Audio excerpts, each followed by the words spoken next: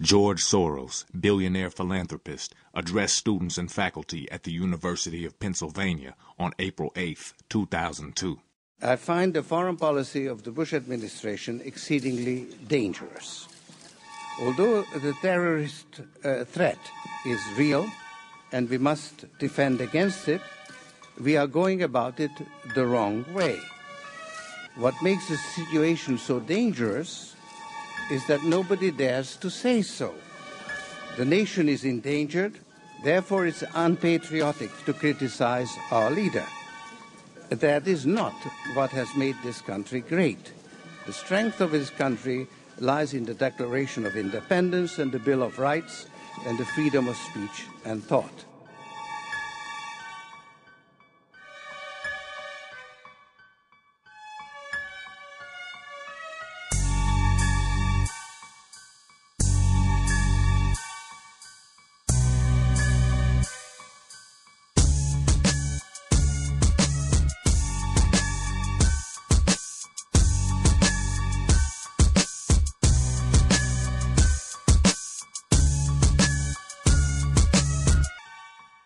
In the weeks leading up to the one-year anniversary of 9/11, GNN approached 9 people who have dedicated themselves to investigating how and why the United States was attacked that September day. We asked them 11 questions. Unanswered question number 1. To what extent should airlines have been prepared for September 11th? Mary Schiavo is representing families of passengers of hijacked 9/11 planes in lawsuits against United and American Airlines. What was really interesting is what people thought, what the government told people and how the government acted versus the real facts. First of all, the question is not what they should have known. And I believe I can show you in just a few seconds. The question is, what did they know? And believe me, they knew a lot. Because on a September day, 4 planes were hijacked in Islamic Jihad. It shocked the world and will forever change the law under which we act. You think I'm talking about September 11. I'm not. I'm talking about September 12, 1970. Yes, we had an Islamic Jihad. 4 airplanes were hijacked. Actually, it was supposed to be 5. They were taken to Jordan. They were blown up on September 12, 1970. So in the wake of September 11, 2001, when we heard carriers and governments alike saying, oh, no one could have foreseen this, no one knew that this was coming, no one knew that there were any risks like this in the world, is absolutely false. Why? Because we know that aviation is an industry which criminals go after, terrorists seek, and hijackers prey upon to make their political statements in the world. We know this. So September 11 was literally a repeat of a fact and an event that had occurred 30 years earlier in history. The Bush administration has changed its official story about how prepared it was for the threat of terrorism around September 11th. Unanswered question number 2. What did the Bush administration know? And when? Mike Ruperts from The Wilderness was one of the first independent news sources to raise the issue of government foreknowledge. First of all, it's imperative to note that the Bush administration is absolutely and totally lying when it says, golly gee, we had no idea that aircraft could have been used as weapons of mass destruction to attack the United States. We know, of course, that Bush had clear briefings that al-Qaeda might be hijacking airplanes, but gee, the press forgot to tell you that on October the 24th through the 26th of 2000, the Pentagon held detailed drills practicing for an airliner being crashed into the Pentagon. The major media didn't tell you that at the G8 summit in Genoa, Italy in July of 2001, just 2 months before the attacks, all the airspace was closed off. The summit conference area was ringed with anti-aircraft guns, and the Los Angeles Times reported clearly that Egyptian intelligence and other intelligence services were afraid that hijacked aircraft would be crashed into the G8 summit to kill President Bush. It's a total lie that the administration had no knowledge. It's also a lie that the administration had no advance warning of the attacks. Intelligence reports from France, from Germany, from Russia, from Egypt, from Jordan, all of which taken together show clearly that the United States government had been warned that in the week of September the 9th, commercial airliners would be hijacked and crashed into the World Trade Center, and that ultimately, through other warnings, that they would involve aircraft from American and United Airlines. Those are very specific warnings, and that's just what we know now to this day. The FAA, NORAD, and the U.S. military have standard operating procedures that are routinely deployed during hijackings. Unanswered question number 3. Why wasn't the U.S. military able to intercept the hijacked planes? Nafeez Ahmed's book, The War on Freedom, is one of the most detailed investigations of 9/11. Standard operating procedures dictate that as soon as a plane flies off course, the FAA will contact the plane and try to ask them what is going on. If there is a problem or if they cannot establish radio contact, then immediately the FAA will contact the Pentagon, who will, within a matter of minutes, a maximum of 10 minutes normally, will scramble fighter jets to intercept the civilian plane and to analyze the situation and see what is going on.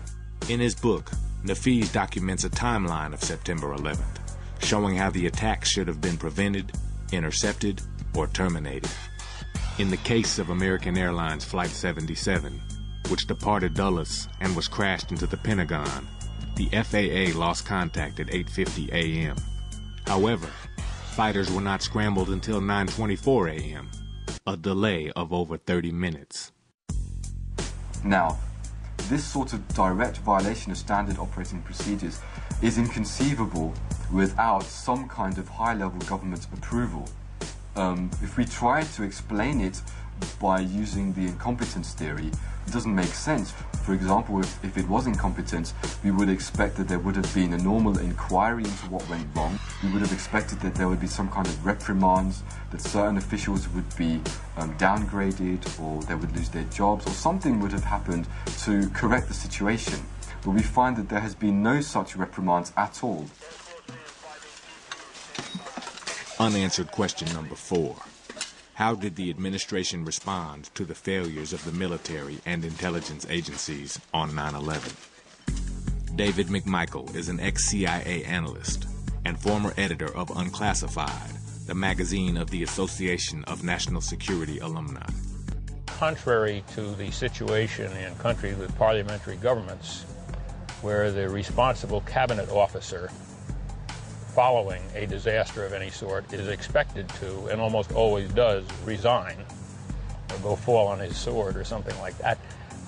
In the United States, this simply doesn't happen. That's not our tradition. Despite the breakdown under his acting leadership on September 11th, General Richard B. Myers was promoted to chairman of the Joint Chiefs of Staff, the highest military post in the country. The worse the failure of intelligence, the more the intelligence system gets rewarded in terms of greater budgets and more personnel, on the grounds, of course, that they failed because they didn't have the resources. Well, that's often done in the military side as well. A sufficient military failure will usually bring on demands not so much for the sacking of the generals who participated in the failure, but in increasing their budgets so that arguably it won't happen again. In his 2003 budget, President Bush proposed an allocation of $396 billion for national defense, an increase of $48 billion over 2002, the largest single increase in military spending since the height of the Vietnam War. Unanswered question number 5. What ties, if any, did the U.S. government and intelligence agencies have with the terrorists or their supporters? Michel Chossudovsky's research at the Center for Research on Globalization has exposed links between the Bush administration and the terrorists. It's well documented that the Taliban was supported by the Clinton administration. They would never have formed a government had it not been for U.S. military aid, which was channeled through Pakistan's inter-services intelligence. And that same organization supports the development of these terrorist organizations. During the Soviet-Afghani War of the 1980s, Pakistan's Inter-Services Intelligence Agency served as the critical link between the CIA and frontline rebel groups, one of which was Osama bin Laden's al-Qaeda network. The Al-Qaeda network is considered by the CIA to be an intelligence asset, and intelligence assets are controlled by their sponsors. That does not, of course, mean that Al-Qaeda is necessarily pro-American. It means that Al-Qaeda is being used to perform certain functions for the US intelligence apparatus. And it goes through a whole complex group of intermediaries. And that's why Pakistan's military intelligence has played a very important role in that context. It's important to understand that the man who, according to the FBI, is considered to be the so-called money man behind the 9/11 terrorists. I'm talking about the head of Pakistan's military intelligence, Mohammed Ahmad. In the aftermath of 9/11, the FBI confirmed that General Ahmed, then head of Pakistan's ISI, had authorized a $100,000 wire transfer to Mohammed Atta, the alleged ringleader of the terrorist hijackers. Well, this same individual was on an official visit to Washington from the 4th to the 13th of September, and he met Colin Powell, Richard Armitage, George Tenet, his counterpart. Now, the question you have to ask yourself, if the money man behind 9/11 is in Washington meeting top officials and at the same time sending money to the terrorists, doesn't it sound, what is the proximity group of this individual from the sociological point of view? Okay, he has links with the terrorists, he has links with the Bush administration, he's buddy-buddy with George Tenet, he's buddy-buddy with Mohammed Atta. Does that not suggest that senior Bush officials should at least give us some answers of what they were doing with this guy? Unanswered question number 6. Were there plans for a war in Central Asia prior to September 11th? This war was coming for a long time. Zbigniew Brzezinski, who had been Jimmy Carter's national security advisor, but who also worked in intelligence roles for Presidents Reagan and Bush 1, co-founder of the Trilateral Commission. He wrote a book in 1997 called The Grand Chessboard, American Primacy and Its Geostrategic Imperatives. And in 3 specific places in that book, he says the key to America's control of the world in the 21st century is the control of Eurasia. In support of his thesis, Brzezinski states, a power that dominates Eurasia would control 2 of the world's 3 most advanced and economically productive regions, and about 3/4 of the world's known energy resources. And then he says that without an attack on the order of Pearl Harbor, or without a direct external threat, there was no way that the American people would support the imperial mobilization necessary to control Central Asia. And in this book, again, written in 1997, Brzezinski had a map of where the next world conflict was going to be. And you look at this map in the book, and it's exactly where we're fighting now.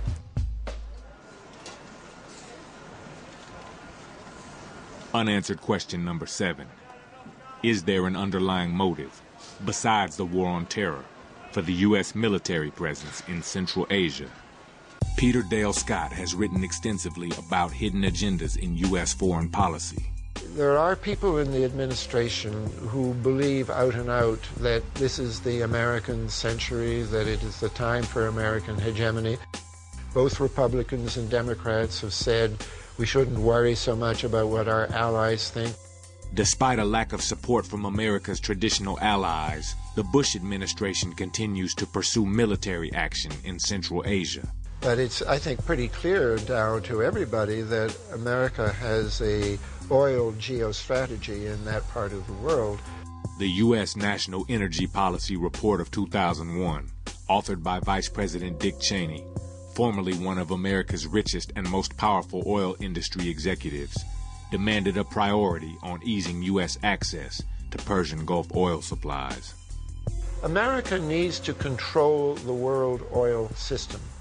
And the fact that we have put U.S. troops in Georgia, Uzbekistan, Tajikistan, even in Kyrgyzstan, 200 miles from the West Chinese border, all those troops there are nominally in the name of fighting the terrorists, but in reality, they have established an American presence in the great oil basin of the Caspian. and people more and more admitting that America is a serious player in that area now because of the troops we put in. On October 6, 2002, the UK Observer reported, the Bush administration, intimately entwined with the global oil industry, is keen to pounce on Iraq's massive untapped oil reserves, the second biggest in the world after Saudi Arabia's.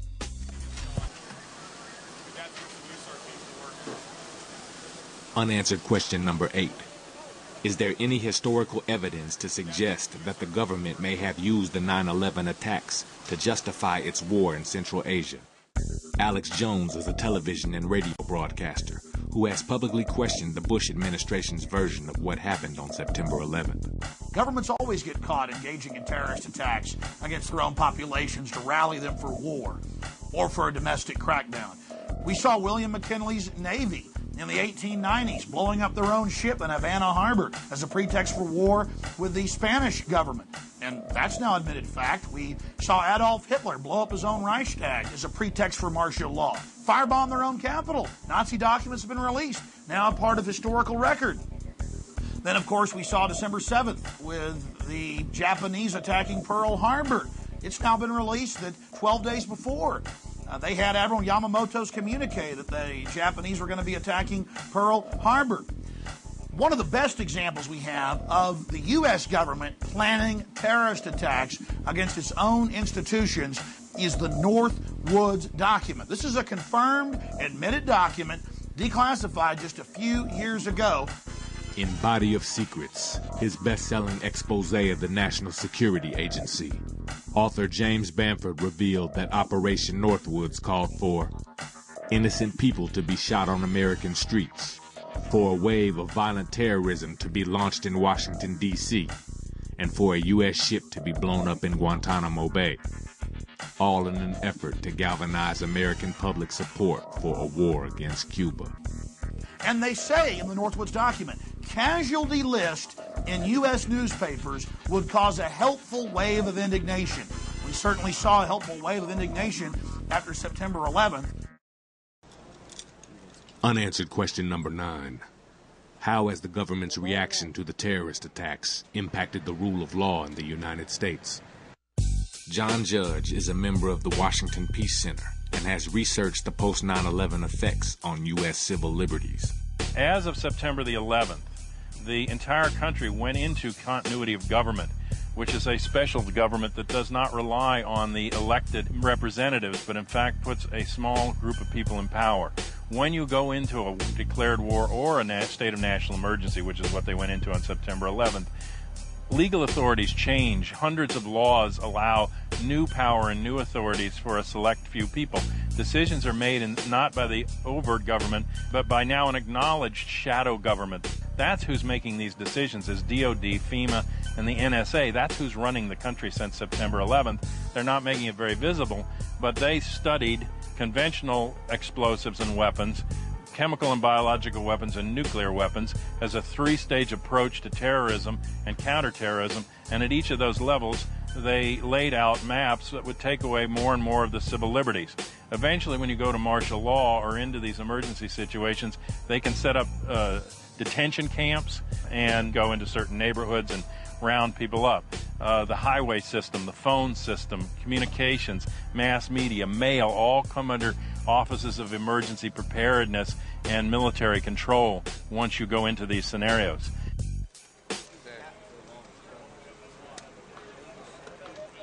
Unanswered question number 10.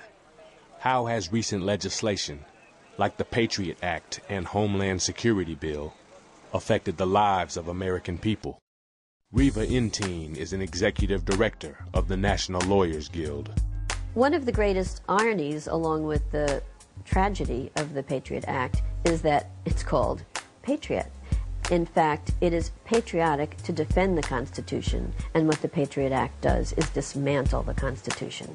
In October 2001, the USA Patriot Act was passed into law, granting unprecedented levels of power to the Justice Department. The greatest thing that it did is it created a new federal crime of domestic terrorism. Under the Patriot Act, a definition of domestic terrorism is Activities that involve acts dangerous to human life, that violate the laws of the U.S. or any state, and appear to be intended to influence the policy of government by intimidation or coercion. That's domestic terrorism. Now, intimidation or coercion are very mild words when you think about it. What about people going out on strike? What about Rosa Parks sitting in the front of the bus? What about the sit-ins at the lunch counters? Those are all intended to intimidate or coerce government institutions. And if somebody had the possibility of being injured as a result, that would have been domestic terrorism. Martin Luther King would have been a domestic terrorist.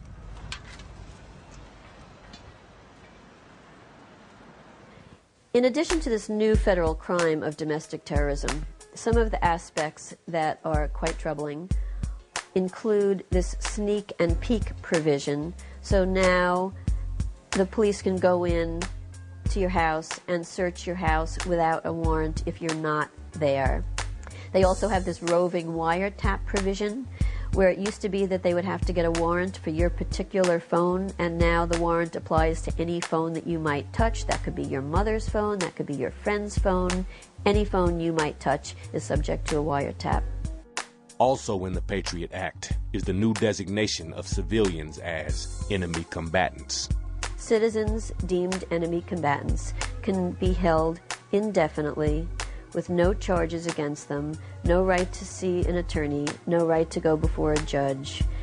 And this category of enemy combatant isn't even defined. So at this point, anybody who's suspect can be denied all due process rights guaranteed under the Constitution.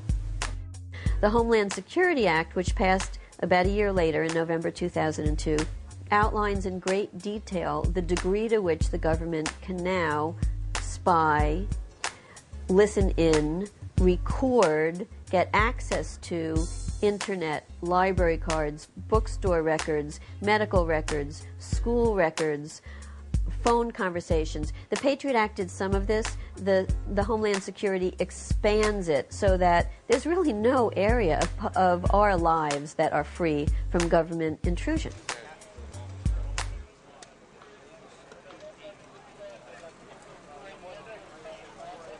In conclusion, we asked our interviewees, what are your final thoughts and what can we do? On September the 11th, 4 commercial airliners were hijacked. 2 of them were crashed into the World Trade Center buildings in Manhattan, New York. 1 was crashed in Pennsylvania, and another was crashed into the Pentagon. This set off a cross in the Rubicon of human existence, a change in our lifestyle, a change in human civilization, which people are just beginning to understand about a year after the fact. That was a day that changed all of our lives forever in ways that we're just beginning to see. But the run-up to September the 11th, the historical context in which it occurred, is a much darker, much deeper political and economic story that cannot be explained away by the trite and simplistic explanations given by the administration or the news media. Well, I don't think we yet know what happened on September the 11th, but we're being presented in the same way that we always are, with a world that we know nothing about, with people that supposedly we're told hate us for reasons we can't comprehend.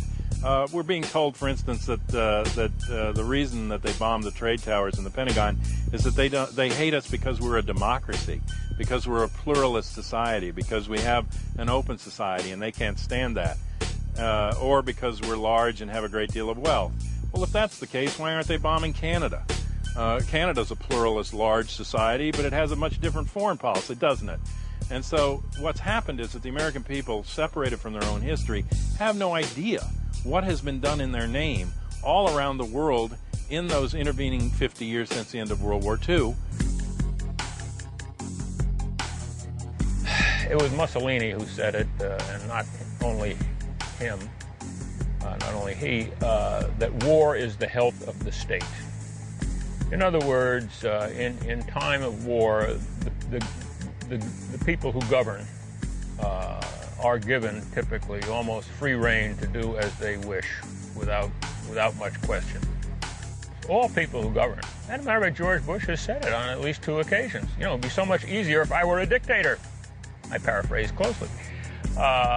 This is what the people who govern want. I mean, no one in a position of power, wishes to be restrained by such things as law, or constitutions or public opinion. I mean, a simple examination of history through a political science lens will tell you that.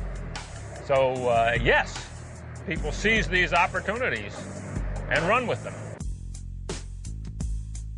Just after September 11th, there was a great deal of sympathy from Europe, from Russia, from everyone. And at that time, the Bush administration was able to pursue a variety of international policies that had previously been vehemently rejected by its own allies. What's happening now is that as the United States continues with the war on terror, including the upcoming imminent invasion of Iraq, threats against Saudi Arabia, threats against Iran, threats against many, many countries around the world which happen to be of strategic interest to the United States. The US allies have grown increasingly worried about US policy, which is basically very unilateral and is based on a lack of consultation with its allies. So I think public opinion is now beginning to go back to the pre-September 11th stage of hostility towards US policy. I like to quote John Adams, who I think put his nail on the head. He said, it's the established order of things that whenever a nation rises to such a height of power that it loses its wisdom and moderation, it will in the end also lose its power, which will come back when its sense of moderation returns. Now, he was talking about Great Britain. But what was true of Britain then, and I think he was absolutely right, and it was true of Napoleon, who went crazy, thought he could march into the heart of Russia, the heart of Asia, and it was a disaster. Hitler thought he could march into the heart of Asia, it was a disaster. We are about to march into the heart of Asia, apparently. And if we do, and it's not clear that we will, but if we did, I think that it would be seen 100 years from now as the beginning of the decline of American hegemony. Yeah, 1 year later, in the aftermath of September 11, the Bush administration is waging a war in Iraq, in Palestine, in Afghanistan. It's a war without borders, it's a war of conquest. It responds to economic and strategic considerations and has nothing to do with the war on terrorism. Within the United States, fundamental freedoms have been rescinded through the Patriot Act. Fundamental rights of free expression are being again also rescinded. People are being arrested arbitrarily for presumed links to the terrorists, when in fact the people who have ordered these arrests themselves have links to the terrorists. That's the question we have to ask, and that's what defines the criminalization of the state. It's when war criminals call the shots and decide who are criminals. Years from now, when people analyze what happened in the wake of 9/11, it will be a very, very dark day in the history of American legislation and legal history, because for the government to rush to protect corporations, foreign corporations and airlines, and negligent wrongdoers against dead and dying and injured Americans, it will be a very dark day. And they were willing to strip them of their legal rights to do so. Shocking. And to do that in retrospect, to harm them in hindsight because of what the government and the airlines failed to do. It will be a very dark day in American legal history. And probably worst of all is the realization, and many senators have now admitted it, that they were contacted by lobbyists seeking a bailout and immunity for the negligent, not on September 12th or 13th or 14th. On September 11th, the lobbying started. While bodies were still burning, Congress was crafting protections for the negligent against the burning and dead. Dissent has never been more critical for us to engage in with all of the energy and all of the commitment that we can muster. Because without these voices of dissent, we will not be the full society that we cherish. And the government is taking us on an illegal path, and it is our voices that must demand that they follow the Constitution and follow the law. When people say what we should be doing, people need to mobilize at the local level, at the grassroots level. There are now about 30 municipalities around the country that have passed resolutions to demand repeal of the Patriot Act. It's a very good thing for people to do.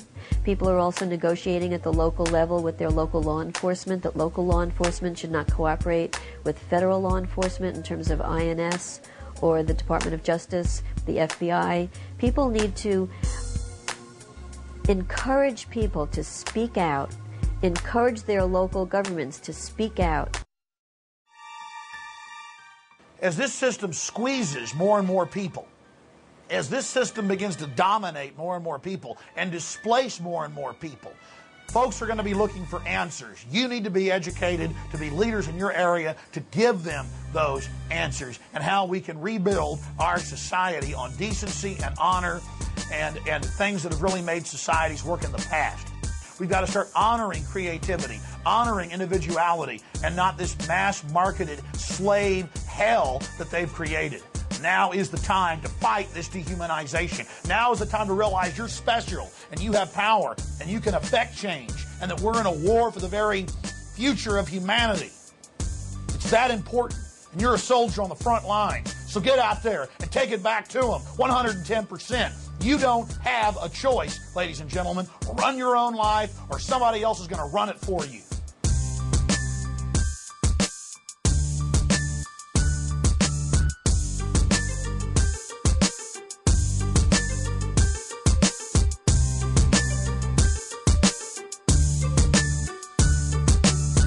What would you do if you knew all the things we knew? Would you stand up for truth? Or would you turn away?